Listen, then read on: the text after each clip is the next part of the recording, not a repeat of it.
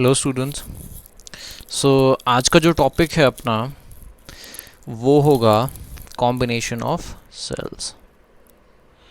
Combination of cells, इसमें हम क्या स्टडी करेंगे? इसमें एक्चुअली हम दो तरह की कॉम्बिनेशंस का स्टडी करेंगे, ठीक है। यानी कि हम सेल्स को अगर सपोज हम उसको सीरीज़ में कनेक्ट करते हैं तो उसकी ईएमएफ, इंटरनल रेजिस्टेंस वगैरह का क्या होता है, ठीक है। एंड अगर हम उनको कनेक्ट करेंगे इन पैरेलल, ठीक है, तो तब क्या होता है, राइट। सो आपके पास बहुत सारी डिवाइसेस होंगी, जैसे आपके पास टॉर्च है, तो आपने देखा होगा कि टॉर्च में हम 2-3 सेल्स लगाते हैं, ठीक है।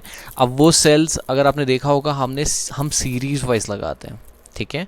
तो अगर हम सेल्स को सीरीज़ में कंबाइन करते हैं तो उसका ईएमएफ का क्या होगा, उसका जो इंटरनल रेजिस्टेंस है सेल्स का, क्योंकि हमने कहा कि दो तरह की सेल्स होती हैं, एक होती है आइडियल सेल, एक होती है, ठीक है, real life cell, practical cell. तो हमने देखा है कि आइडियल सेल में इंटरनल रेजिस्टेंस नहीं होती, लेकिन जो आपके पास normal day to day life में सेल्स होती हैं उनके पास रेजिस्टेंस, इंटरनल रेजिस्टेंस होती है, ठीक है। सो अगर हम उनको सीरीज़ में कंबाइन करेंगे या पैरेलल में कंबाइन करेंगे तो ईएमएफ और इंटरनल रेजिस्टेंस का इन कनेक्शंस की वजह से या इन कॉम्बिनेशंस की वजह से क्या असर पड़ेगा, ठीक है। तो पहला कॉम्बिनेशन जो हम पढ़ेंगे वो होगा कौन सा? वो होगा सीरीज़, ठीक है। So first we will see if we connect cells in series तो क्या होता है, ठीक है।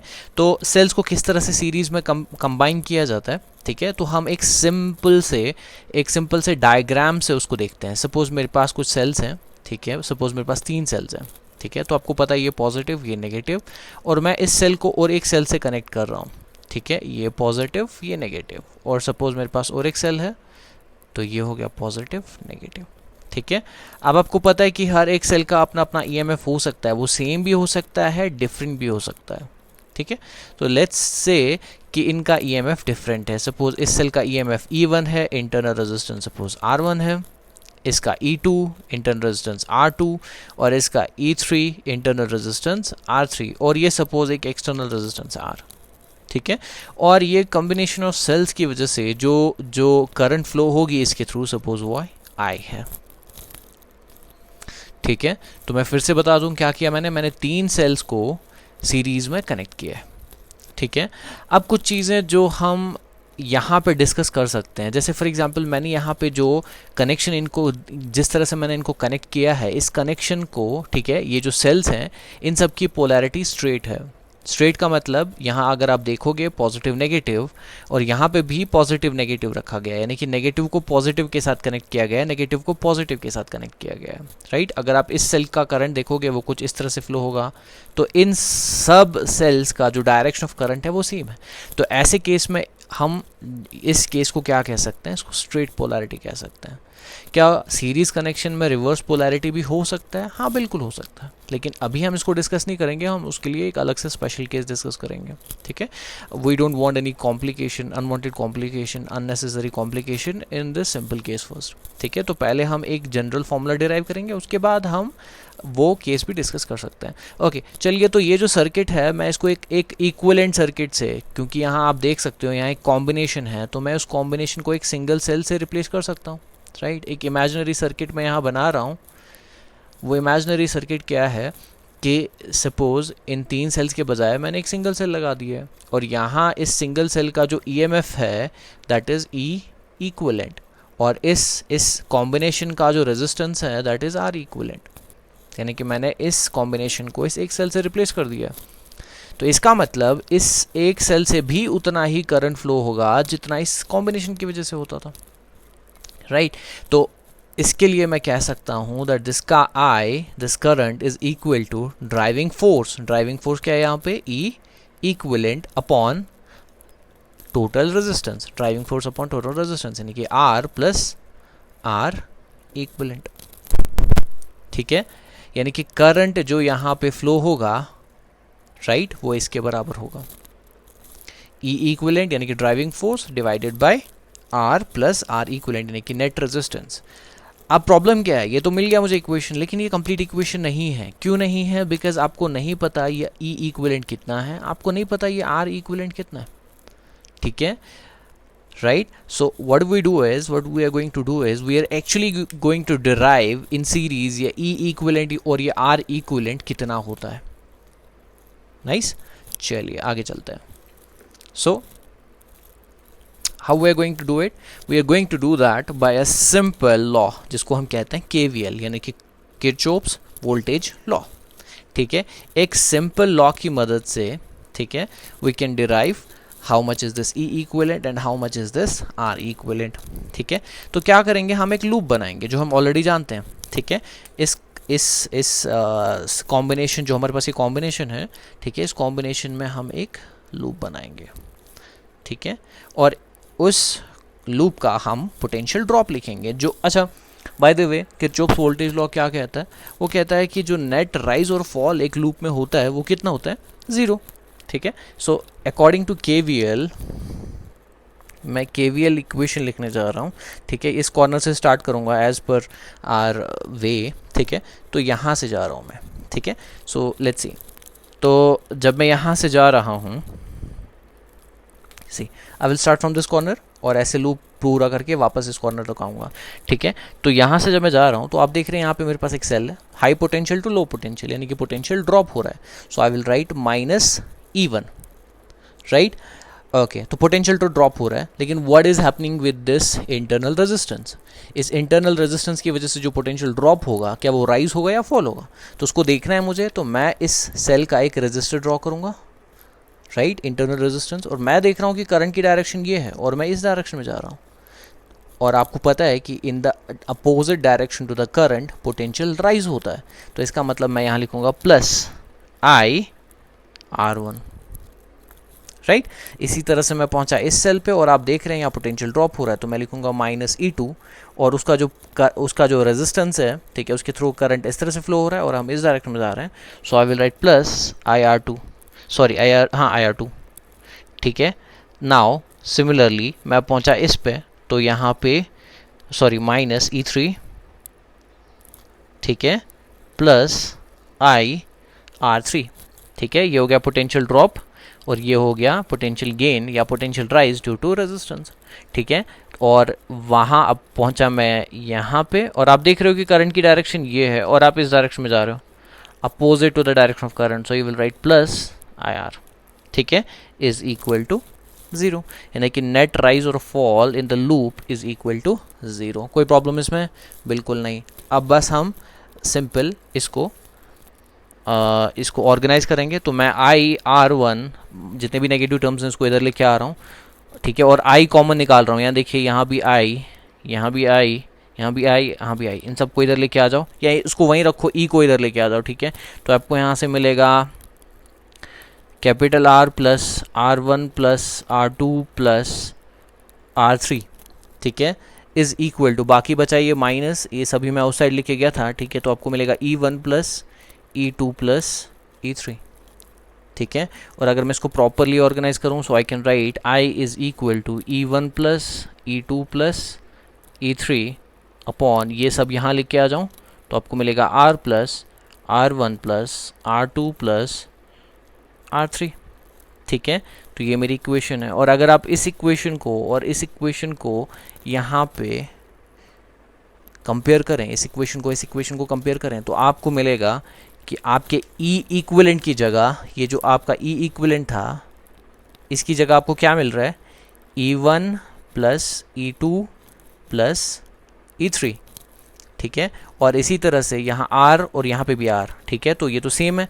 और R इक्विवेलेंट की जगह आपको क्या मिल रहा है, R इक्विवेलेंट की जगह आपको मिल रहा है R1 plus R2 plus R3, ठीक है। So you just need to put these values here और आपको I मिल जाएगा, एज सिंपल एज दैट, ठीक है। Now let's discuss some special cases, ठीक है। Now so first special case is,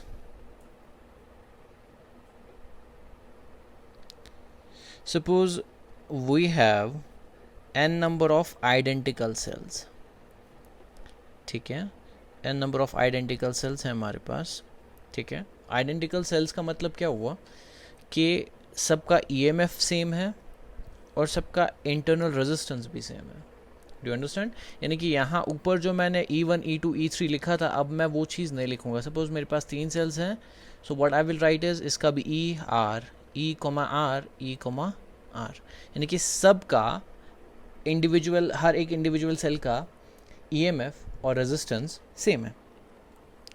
तो ऐसे केस में मेरा जो E इक्वलेंट है वो कितना बनेगा? See I don't have to write the whole equation now, मुझे सिर्फ सर्च करना होगा दिस E इक्वलेंट। अब E इक्वलेंट या E1 plus E2 plus E3 आ रहा है, that means E plus E plus E, because सबका EMF सेम है, तो इसका मतलब N टाइम्स E, ठीक है।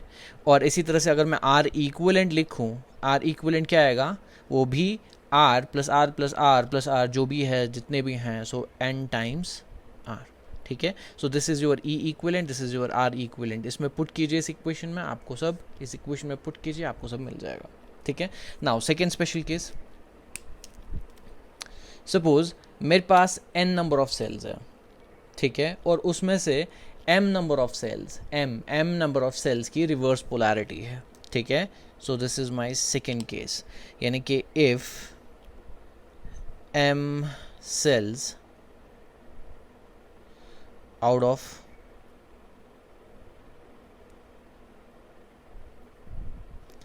n number of cells, ठीक है, n number of cells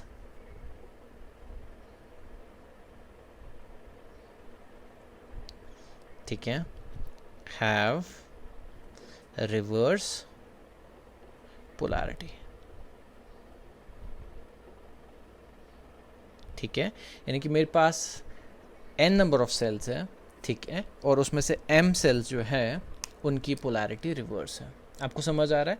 यानी कि सब सेल्स की पोलैरिटी सेम नहीं है, कुछ की रिवर्स है और कुछ की स्ट्रेट पोलैरिटी है। आपको बात अगर समझ आ रही हो तो मैं एक काम करता हूँ, I will simply draw a diagram जिससे आपको ये चीज़ और आसानी से क्लियर समझ में आ जाए। सपोज़ मेरे पास यहाँ कुछ सेल्स हैं, जैसे ये एक सेल है, यहाँ देखिए ऊपर, सपोज़ यहाँ आप देख सकते हैं कि मैंने तीनों को स्ट्रेट पोलैरिटी में, अब मान लो कि मैं इस एक को रिवर्स पोलैरिटी में कर रहा हूँ, ठीक है। यानी कि ये प्लस ये माइनस, ये माइनस ये प्लस, और ये प्लस माइनस। आपको मेरी बात समझ आ रही है? ठीक है। नाउ सी, अब अगर मैं आपसे कहूं कि E इक्विवेलेंट क्या होगा, ठीक है, तो आप शायद गड़बड़ कर दोगे, आप बोलोगे n minus m times E। आप ये कहोगे कि n नंबर ऑफ सेल्स है, उसमें से m की रिवर्स पोलैरिटी है वो माइनस कर दो, ठीक है, तो बाकी जो बचा मल्टीप्लाइड बाई E, तो ये है आपका, ठीक है, E इक्विवेलेंट, जो कि असल में गलत है। आप बोलोगे क्यों? अब इस एग्जाम्पल को देखिए एक बार प्लीज़। देखिए मेरे पास 3 नंबर ऑफ सेल्स हैं, ठीक है, लेकिन तीनों की पोलैरिटी स्ट्रेट नहीं है, ठीक है, सिर्फ 2 की स्ट्रेट है। यानी कि अगर मैं इस तरह से कहता कि जो ईएमएफ है, जो मतलब जो मेरा ईएमएफ होगा सपोज, ठीक है, तो इन दोनों का स्ट्रेट होगा और इसका अपोजिट डायरेक्शन में है। इन शॉर्ट मैं ये कहने की कोशिश कर रहा हूँ कि इनका अगर एक डायरेक्शन में ईएमएफ है, इसका ईएमएफ दूसरे डायरेक्शन में, रिवर्स पोलैरिटी, और इसकी वजह से ये ईएमएफ कम होगा, ठीक है। तो स्ट्रेट सिंपल में लिखना n माइनस एम वो गलत होगा, क्योंकि n का स्ट्रेट पोलैरिटी नहीं है, ठीक है। असल में पोलैरिटी जो स्ट्रेट का है वो n माइनस एम का है, n माइनस एम का स्ट्रेट पोलैरिटी है, राइट। यानी कि 3 सेल्स का स्ट्रेट पोलैरिटी नहीं है, 2 का, यानी कि n माइनस एम इनका स्ट्रेट पोलैरिटी है। और साथ में ये भी प्रॉब्लम है कि इसका रिवर्स पोलैरिटी है, यानी कि माइनस एम होगा। और बात समझ आ रही है? यानी कि ये है स्ट्रेट पोलैरिटी और उसमें से ये रिवर्स पोलैरिटी माइनस होगा, ठीक है। तो इसका मतलब मैं लिखूंगा n minus M, minus M minus हो गया twice M, so I will write n minus twice M times E। बात समझ आई? अगर नहीं समझ आया इसको फिर से एक बार रिवर्स करके पॉज करके वापस देख लीजिएगा, ठीक है। तो ये है मेरा E इक्विवेलेंट। अगर मेरी बात समझ आ गई हो, ठीक है, तो बहुत बढ़िया। अगर नहीं समझ आए तो यू कैन रिवर्स इट, ठीक है। आप थोड़ा सा पीछे जाइए and again understand it. Now what about R equivalent? देखिए आर इक्विवेलेंट का रिवर्स और स्ट्रेट पोलैरिटी से कोई झगड़ा नहीं है, ठीक है। इट डजेंट मैटर आप सेल इस तरह से लगाइए या आप सेल इस तरह से लगाइए, ठीक है। Internal resistance is just a resistance, right. its direction will not change. Resistance has got nothing with direction. So that means यहाँ पे अभी भी आपको जो R equivalent मिलेगा वो n times R ही होगा, ठीक है। Do you understand? Okay. So these are the special cases of series. Now we discuss parallel combination.